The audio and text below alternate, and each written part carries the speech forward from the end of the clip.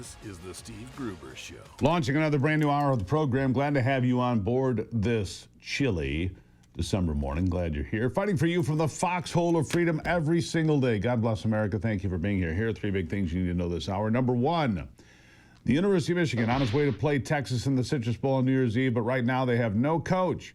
Sherrone Moore fired and then arrested.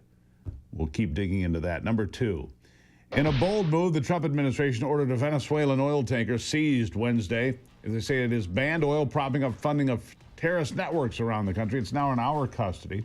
Number three, I have to ask this. Just how far gone are some of these people that just hate President Trump? How far gone? I mean, do they need an intervention? I'm serious. You have to hear some of these folks to truly appreciate just how bad things have gotten in the minds of some of these folks. I mean, they're just... James Carville, the Ragin' Cajun. He might have the worst case of TDS of anyone. And I'm serious. I mean, you see these crazy people on social media. I do. Maybe you look at social media, maybe you don't. I do. It's part of what we do. You know, it's part of the gig, if you will. But TDS, my God. And James Carville, I mean, this guy has some screws that have clearly come loose. Listen to this. People are seeing this, and people are voting on this. Understand that. He's not getting away with it. He's caught on to. He's not getting away with it. He's paying for it, and he's going to continue to pay for it. And we got to stop looking at him as some kind of political Svengali or political Houdini or anything like that. He's done. We just got to butter this toast and slice it and eat it.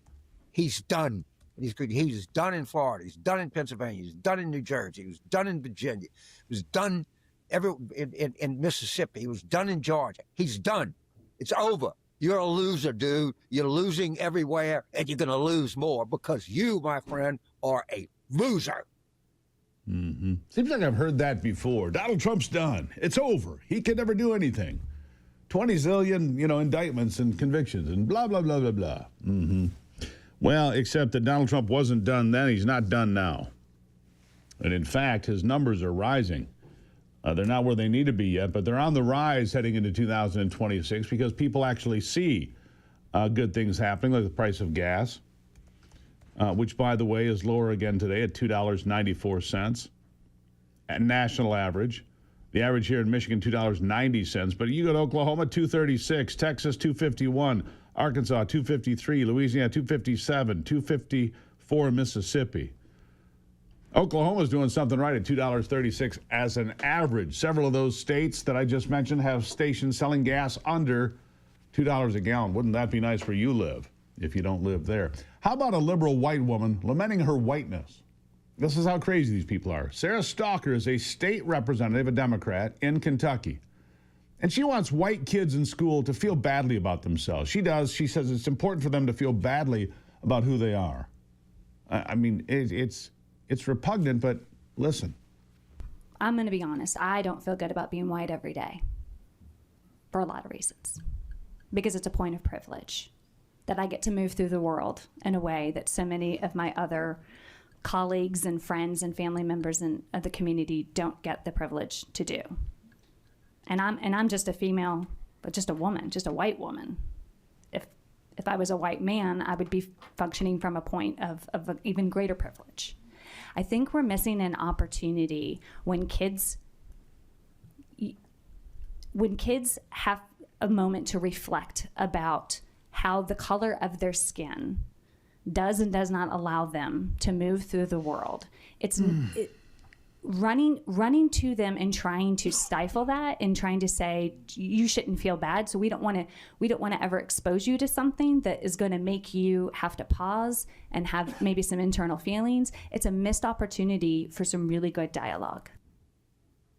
Do you think that's good dialogue? Anthony, when you got up at 4:30 this morning to get ready for work, did you feel privileged? I mean, you got a job. You should feel good about that. You work hard. You should feel good about that. Did you look down and say, thank God I'm white because, I've got privilege? No. That didn't cross your mind? I'm white, but my furnace still stopped working. That's I right. feel very privileged then. Yeah, Anthony woke up, it was 50 degrees in the house. Be happy it wasn't below zero last night. You'd really be cold. Need to check on that. I played this. I'll probably play this again tomorrow because this is, how far gone these people are.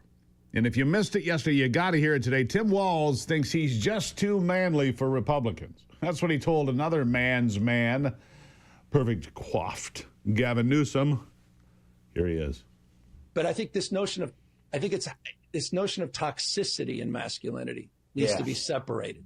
And I think it's been conflated. And I think we're going to have to work on that a little bit. And I think there is a crisis. I think some of us scare them. I think I scare them a little bit why they spend so much time on it. No, I'm serious because I can fix a truck. They know I'm not bullshit on this. Yeah. I'm not putting this in people's grill. I don't know if my identity is not hunting. My identity is not football coaching. My identity is not, a beard and a truck. Your identity is not manly, Governor. Let's just be cool about it. So on the other side of that insanity is a judge. This is a cool thing I found yesterday, cruising social media, looking for the best material for you to hear. A school suspended a student for flying an American flag. They suspended him.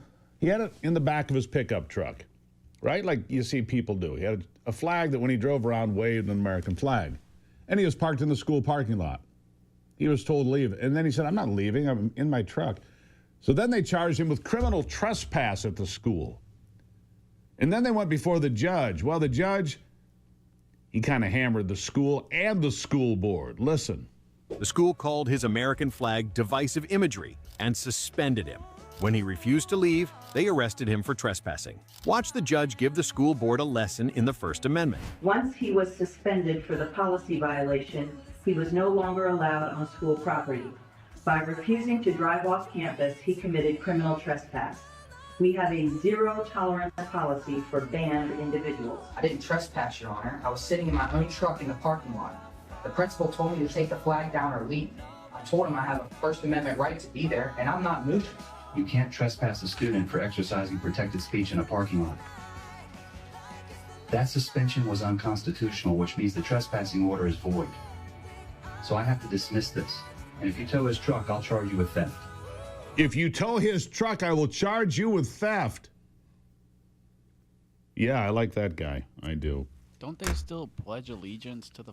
Do they still pledge allegiance to the flag every day? And I hope so. I mean, I think most schools do, but some probably don't.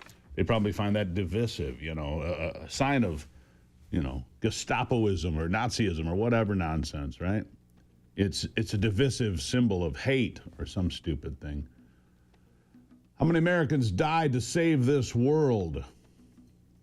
Time and again. It's repugnant. Anyhow, the kid wins. The school got yelled at. They're going to leave him alone. I guarantee you that. All right. We'll take a break, and I'll be right back. It is the Steve Gruber Show.